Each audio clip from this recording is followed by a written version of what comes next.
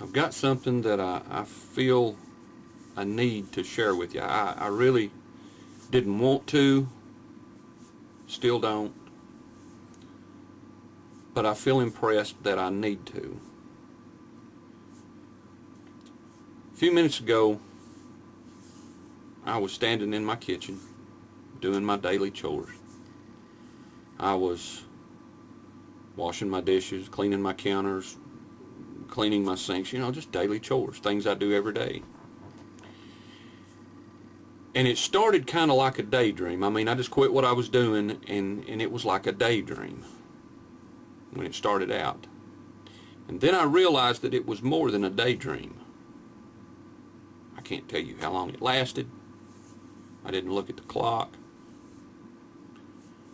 But I'm going to give you as vivid a picture as I possibly can of what I saw. When it started out, I was looking at a train, an old-timey steam locomotive. It was chugging along, black smoke bellowing from the stack, steam.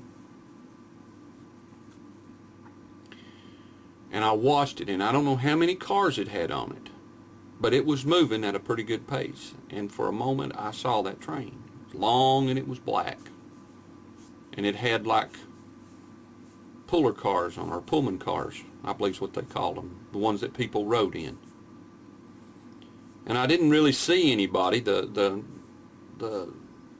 window shades were pulled down to where you couldn't see in the cars, and they were black too. And I watched the train for just a moment of time. And then I began to move away, and I could see the rails, the railroad tracks. And I was looking at the United States. Now, I don't know how this works. I don't know how to explain it, but I could see where the tracks went. They went from coast to coast. They went through the North Country, and then they turned south, and they went down through the western part of Oregon and down along about where the Sierra Nevada mountains are, and they went down that way, and then they went through Arizona and New Mexico, through the northern part of Texas, and then they went through Louisiana and Mississippi and on out and down into Florida. Not all the way to the bottom of it, but down into Florida. Probably almost to Daytona, down in that area. And then it turned and started going east again. And then it went up the east coast to about the southern part of Georgia, middle of Georgia. And then it turned back west again, and it went back across and paralleled the other track until it got almost back to northern Arizona, and then it turned diagonally. And it started headed north-northeast, and it went almost up to New York, and then it made a westerly turn, and it come back out through the North Country. Now, I watched this. That's pretty much a coverage of the whole United States. At least 2/3 of the United States was covered by this railroad track. And I watched it.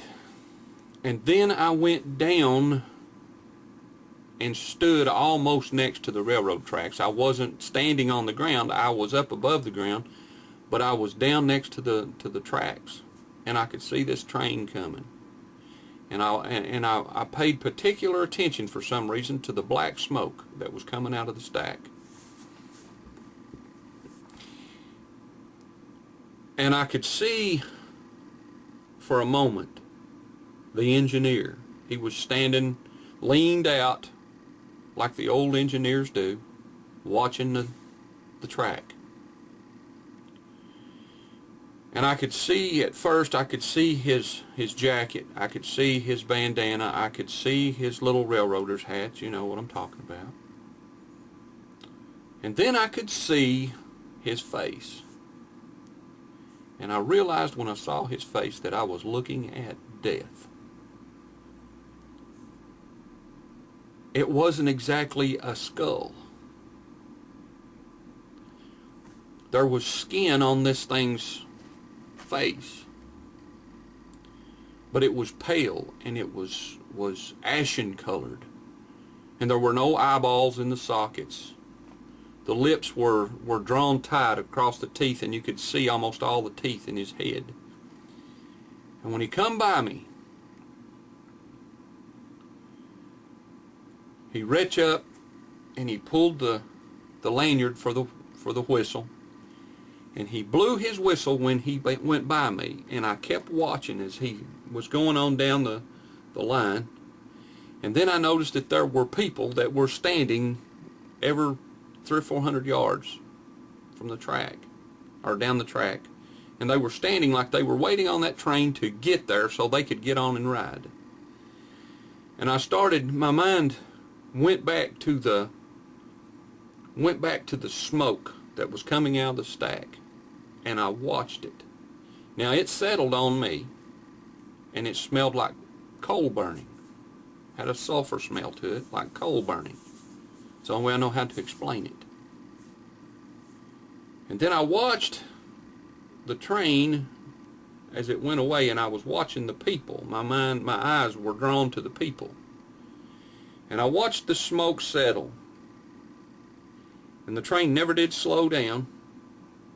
But as the smoke would settle and cover the people, you could see them choke for a minute, and then they would fall on the ground.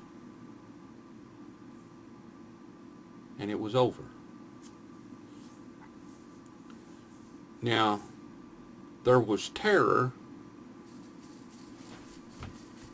accompanied with this dream, but not a terror for myself. It was something different. And the only thing that I can think of was, and is, that I was feeling the terror of these people as this train went by them and the smoke settled on them. And I come to myself.